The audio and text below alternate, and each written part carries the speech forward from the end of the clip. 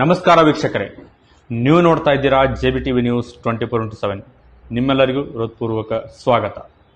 ಬಾಗಲಕೋಟೆ ಜಿಲ್ಲೆಯ ರಬಕವಿ ಬನಟ್ಟಿ ತಾಲೂಕಿನ ಜಗದಾಳ್ ಗ್ರಾಮದಲ್ಲಿ ಬೆಚ್ಚಿ ಬೀಳಿಸುವ ಘಟನೆ ಬೆಳಕಿಗೆ ಬಂದಿದೆ.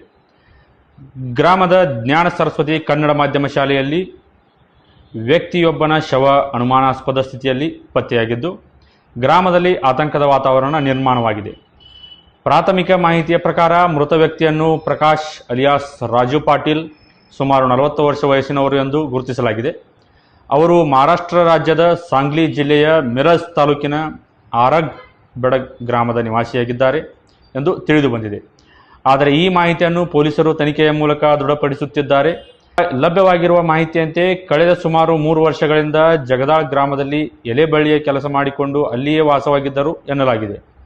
ಘಟನೆಯ ಮಾಹಿತಿ ತಿಳಿಯುತ್ತಿದ್ದಂತೆಯೇ ಬನಟ್ಟಿ ಪೊಲೀಸ್ ಠಾಣೆಯ PSI ಶಿವರಾಜ್ ದರಿಗೌಡ್, ತೇರ್ದಾಳ್ ಪೊಲೀಸ್ ಠಾಣೆಯ PSI ಶಿವಾನಂದ್ ಸಿಂಗಣ್ಣವರ್, ಬನಟ್ಟಿ CPI ಪಾಟೀಲ್ ಹಾಗೂ ಜಮಖಂಡಿ DYSP ರೋಷನ್ ಜಮೀರ್ ಅವರು ಸ್ಥಳಕ್ಕೆ ಭೇಟಿ ನೀಡಿ ಪರಿಶೀಲನೆ ನಡೆಸಿದ್ದಾರೆ. ಪ್ರಕರಣದ ಕುರಿತು ಪೊಲೀಸರು ತೀವ್ರ ತನಿಖೆ ಆರಂಭಿಸಿದ್ದು, ಸ್ಥಳದಲ್ಲಿದ್ದ ಸಾಕ್ಷ್ಯಾಧಾರಗಳನ್ನು ಸಂಗ್ರಹಿಸುವ ಕಾರ್ಯ ಮುಂದುವರೆದಿದೆ.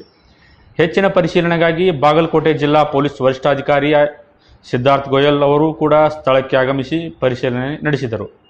ಬಳಿಕ ಮೃತನ ಪತ್ನಿಯ ಸಮ್ಮುಖದಲ್ಲಿ ಅಗತ್ಯ ಹೇಳಿಕೆಗಳನ್ನು ದಾಖಲಿಸಿಕೊಂಡು ಮೃತದೇಹವನ್ನು ಮರಣೋತ್ತರ ಪರೀಕ್ಷೆಗಾಗಿ ಬನಟ್ಟಿ ಸರ್ಕಾರಿ ಆಸ್ಪತ್ರೆಗೆ ರವಾನಿಸಲಾಗಿತ್ತು. ಸದ್ಯಕ್ಕೆ ಈ ಸಾವಿನ ನಿಖರ ಕಾರಣ ಏನು, ಇದು ಕೊಲೆಯೋ ಅಥವಾ ಬೇರೆ ಯಾವುದೋ ಕಾರಣವೋ ಎಂಬುದು ಪೊಲೀಸ್ ತನಿಖೆಯಿಂದಷ್ಟೇ ಸ್ಪಷ್ಟವಾಗಬೇಕಿದೆ. ತನಿಖೆ ಪೂರ್ಣಗೊಂಡ ನಂತರವೇ ಪ್ರಕರಣದ ಸಂಪೂರ್ಣ ಸತ್ಯಾಂಶ ಹೊರಬೀಳಲಿದೆ.